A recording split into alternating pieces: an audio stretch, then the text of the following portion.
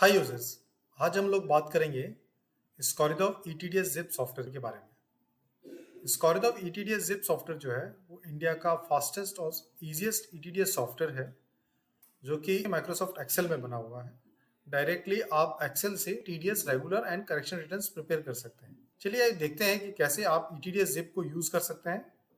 ये ईटीडीएस जिप का blank template है। यहाँ पे आपको सबसे पहले इसकी प्रॉपर्टीज में जाना है और वहां से इसकी सिक्योरिटीज में अनब्लॉक करना है। एक नया फीचर माइक्रोसॉफ्ट ने इम्प्लीमेंट किया है। अगर आप मैक्रोज यूज करना चाहते हैं तो आपको यहाँ से अनप्रोटेक्ट करना पड़ेगा। अनप्रोटेक्ट करने के बाद आपको ये टेम्पलेट ओपन करना है।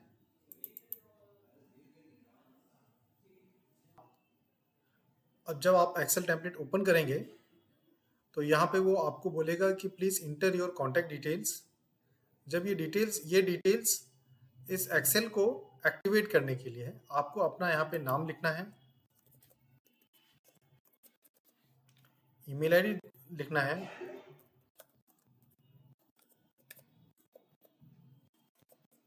और आपको अपना मोबाइल नंबर यहाँ पर रखना है। तो आपका एक्सेल एक्टिवेट हो जाएगा। उसके बाद आपको क्लिक टू स्टार्ट बटन पे क्लिक करना है और आपका फॉर्म आएगा, चूज फॉर्म। आपको यहाँ पर अपना फॉर्म सेलेक्ट करना है।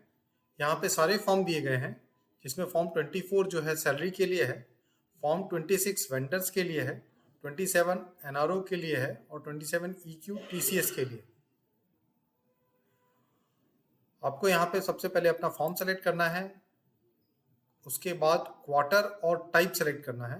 उससे पहले आपको फाइनेंशियल ईयर भी आपको सेलेक्ट करना है, किस फाइनेंशियल ईयर के लिए आप रिटर्न्स बनाना चाहते हैं। उसके बाद आपको क्वार्टर सेलेक्ट करना है। उसके बाद आपको सेलेक्ट करना है कि ये रेगुलर है कि करेक्शन है। अभी हम लोग रेगुलर रिटर्न्स देखते हैं, तो रेगुलर रिटर्न के लिए आपको रेगुलर रिटर्न सेलेक्ट करना है। उसके बाद क्रिएट डेटा एंट्री शीट पर आपको क्लिक करना है। जैसे ही आप डेटा एंट्री शीट पर क्लिक करेंगे, आपके सामने 3 शीट्स ओपन हो जाएंगी। पहली शीट जो है वो चालान की है। उसके बाद जो शीट है वो पेमेंट की है। उसके बाद जो शीट है वो डिडक्टर की है। चालान शीट जो है चालान डिटेल्स भरने के लिए है। पेमेंट डिटेल्स में आपने जिस डिडक्टी का टीडीएस काटा है उनका पेमेंट डिटेल्स और कितना टीडीएस काटा है वो डिटेल्स आपको फिल करना है। डिडक्टर डिटेल्स में जिस कंपनी का आप टीडीएस रिटर्न भर रहे हैं उस कंपनी के डिटेल्स आपको फिल करने हैं, जिसमें टैन, पैन, एड्रेस और रेस्पॉन्सिबल पर्सन एड्रेस डिटेल्स आपको यहाँ पे सबमिट करनी है। अब हम लोग देखते हैं कि एक सैंपल डेटाबेस के साथ में कैसे रिटर्न हम लोग बना सकते हैं। जब आप अपना शीट सेलेक्ट कर लेंगे और आपके ये तीनों शीट्स खुल जाएंगे, तब आप इसमें डेटा जो है अपना कॉपी पेस्ट कर सकते हैं। कॉपी पेस्ट करने का ऑप्शन अवेलेबल है। साथ में अगर आप कोई डेटा एक्सेल टेम्पलेट में मेंटेन करते हैं सैप से, टैली से या किसी अदर ईआरपी से, तो आप डायरेक्टली इस शीट में इंपोर्ट कर सकते हैं। तो चलिए हम लोग देखते हैं कि पहले चालान शीट में क्या क्या डिटेल्स आएंगी। चालान डिटेल रिकॉर्ड नंबर जो है वो उसमें पहले सीक्वेंस नंबर आएगा, 1 2 3 4 5 6 ऐसे आपको सीक्वेंस नंबर देना है। जितने भी चालान्स आपके अवेलेबल हैं उसको डालने के लिए आपको यहाँ पे सीक्वेंस नंबर देना है। बी कॉलम में बैंक चालान नंबर में आपको चालान नंबर्स डालने हैं। सी कॉलम जो है वो DDO serial number, form number 24G जो है वो गवर्नमेंट के लिए है। तो जो गवर्नमेंट डिरेक्टर्स हैं उनको ये फिल करना है, अदर देन गवर्नमेंट इनको फिल नहीं करना है। डी कॉलम जो है वो बैंक ब्रांच कोड के लिए है, बीएसआर कोड जिसको हम लोग बोलते हैं। बीएसआर कोड जो है वो आपको यहाँ पे मेंशन करना है अपने बैंक का। डेट ऑफ चालान जो है आपको डी कॉलम में भरना है।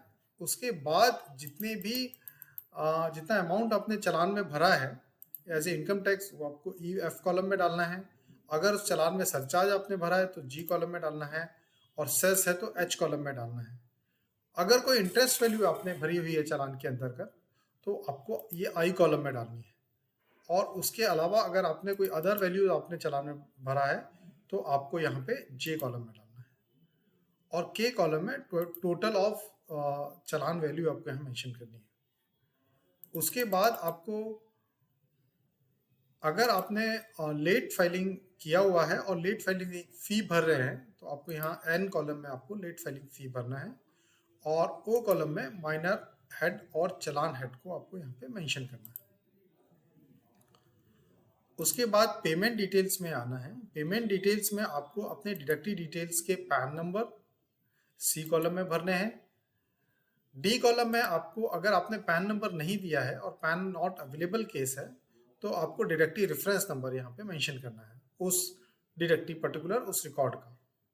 उसके बाद आपको ई कॉलम में उनका नेम देना है, एफ कॉलम में इनकम टैक्स उसका भरना है, जी कॉलम में सरचार्ज देना है और एच कॉलम में आपको सेस देना है। आई कॉलम में आपको टोटल वैल्यू ऑफ टीडीएस यहाँ पे आपको लिखना है।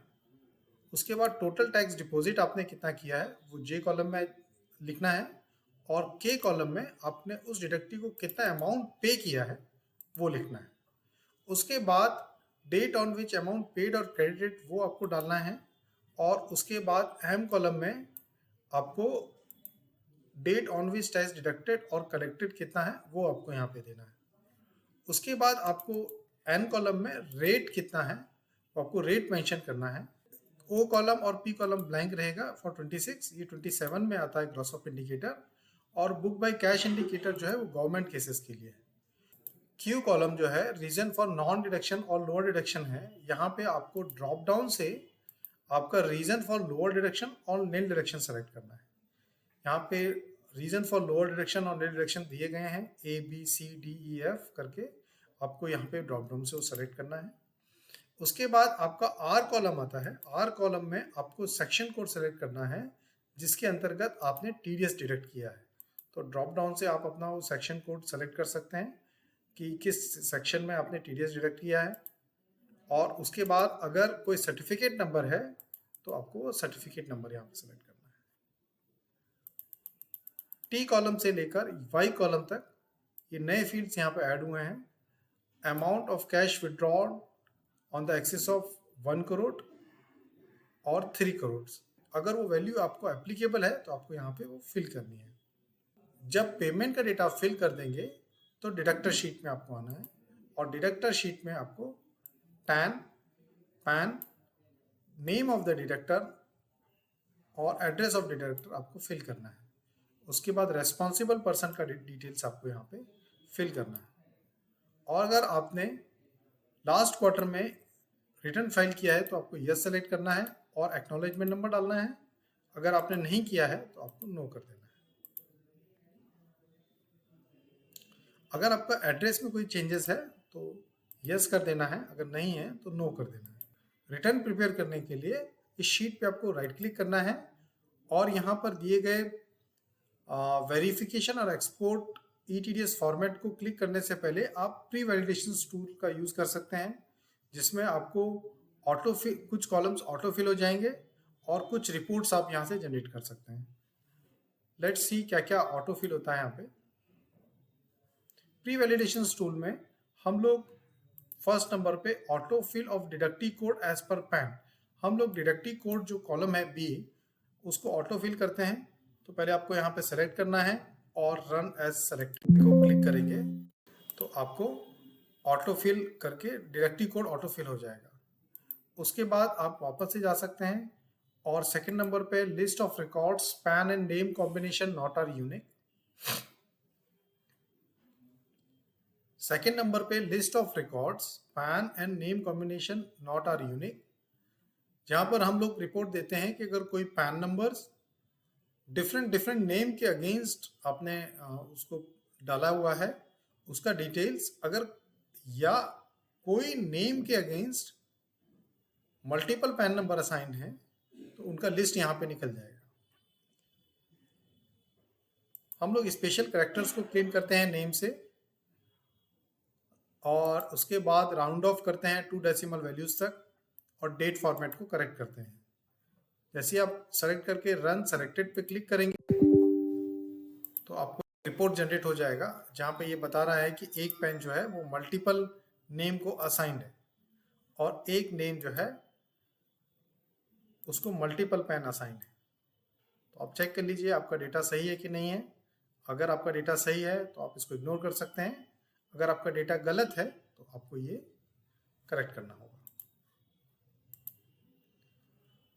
उसके बाद आप बल्क पैन वैलिडेशन कर सकते हैं। बल्क पैन वैलिडेशंस हम लोग दो तरीके से करते हैं। पहला, आप ट्रेसेस के थ्रू बल्क पैन वैलिडेशन कर सकते हैं। सेकेंडली, हम लोग बल्क पैन वैलिडेशन जो है वो इनकम टैक्स की साइट insights.gov.in से करते हैं। जैसे ही हम लोग क्लिक करेंगे तो यहाँ पे ऑप्शन आएगा चेक यूजिंग ट्रेसेस या चेक यूजिंग इनसाइट्स। अब हम लोग चेक यूजिंग ट्रेसेस करते हैं। तो जब हम लोग चेक यूजिंग ट्रेसेस करेंगे तो ट्रेसेस को करने के लिए फिर इस आपको स्टार्ट पैन चेक ऑप्शन को क्लिक करना पड़ेगा। आपका ट्रेसेस का लॉगिन आपको यहाँ पे डालना पड़ेगा।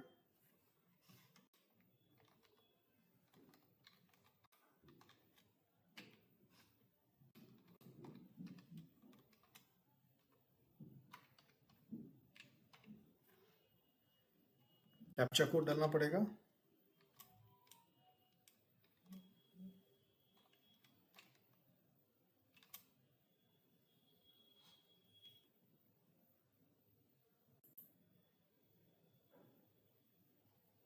और अब ये एक एक करके सारे पैन्स को वेरीफाई कर लेगा। पैन चेक शीट में आपको पैन का स्टेटस आपको मिल जाएगा, इसमें वैलिड, इनवैलिड, एक्टिव और ऑपरेटिव और इनऑपरेटिव हम आपको शो करेंगे। जितने भी रॉन्ग पैन है उसका एक लिस्ट हम लोग निकाल के देते हैं सॉफ्टवेयर के थ्रू, और आप जब उनको क्लिक करेंगे तो वो हाइपरलिंक होके आपको स्टेटस बताएंगे कि ये पैन नंबर यहाँ पे गलत है, आपका इस रिकॉर्ड में ये पैन नंबर गलत है। आप इस डेटा को एक्सपोर्ट भी कर सकते हैं। तो ये पैन नंबर जो है वो गलत है और वो स्टोर हो जाएंगे।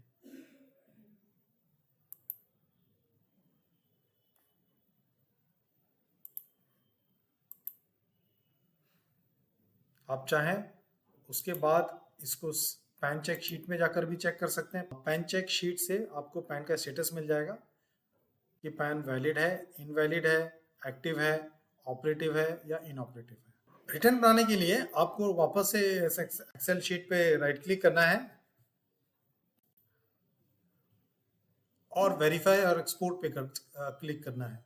वेरीफाई एंड एक्सपोर्ट पे क्लिक करने के बाद सॉफ्टवेयर आपको इस पूरी शीट को वैलिडेट करता है, डेटा को वैलिडेट करता है और सभी सेल्स पर जाकर चेकिंग करता है कि आपका सारा डेटा ठीक है कि नहीं है। अगर कोई एरर रहती है तो उसको वो हाईलाइट करके आपको शो कर देता है। अगर कोई भी एरर नहीं मिलता है तो वो डायरेक्ट डेटा को एक्सपोर्ट कर देता है FU फॉर्मेट में। तो अभी देखते हैं कि डेटा को वेरीफाई करते हैं और एक्सपोर्ट करते हैं। जैसे ही हम लोग वेरीफाई और एक्सपोर्ट पे क्लिक करेंगे वो आपसे पूछेगा do you wish to run validation before exporting. आपको यस क्लिक करना है और जो भी एरर आपको मिलेगा वो आपको हाईलाइट हो जाएगा और जब आप इस पर क्लिक करेंगे तो उस पर्टिकुलर सेल पे लेके जाएगा जहां पे वो एरर है। आपको ये सारी एरर करेक्ट करनी है।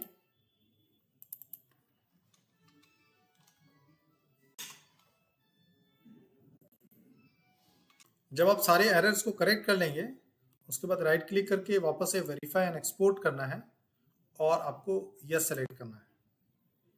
अब वेरिफिकेशन खत्म हो गया और आपका सारा डेटा जो है प्रॉपर्ली वेरीफाई हो गया है। अब आपको इसको एक्सपोर्ट करना है। एक्सपोर्ट करने के लिए आपको यस क्लिक करना पड़ेगा। अब आपको जो डेटा है वो आपको एक्सपोर्ट हो गया है पूरा और अब वो डेटा जो है वैलिडेट होगा FU फाइल से और आपको उसको वैलिडेट करने के लिए यस करना है। जैसे आप यस करेंगे वो आपसे CSI फाइल मांगेगा। अगर आपके पास चालान status inquiry CSI file available है तो आप ओके कर सकते हैं, अदरवाइज आप कैंसिल करके उस फाइल को इनकम टैक्स की पोर्टल से डाउनलोड कर सकते हैं। आपको अपना टैन नंबर देना है, कंफर्म करना है टैन नंबर, उसके बाद मोबाइल नंबर देना है और आपको कंटिन्यू करेंगे तो आप CSI फाइल डाउनलोड कर सकते हैं यहाँ से। अगर आपके पास ऑलरेडी CSI फाइल अवेलेबल है तो आपको ब्राउज करना पड़ेगा, उसके लिए आपको ओके क्लिक करना है और CSI फाइल को ब्राउज करना है।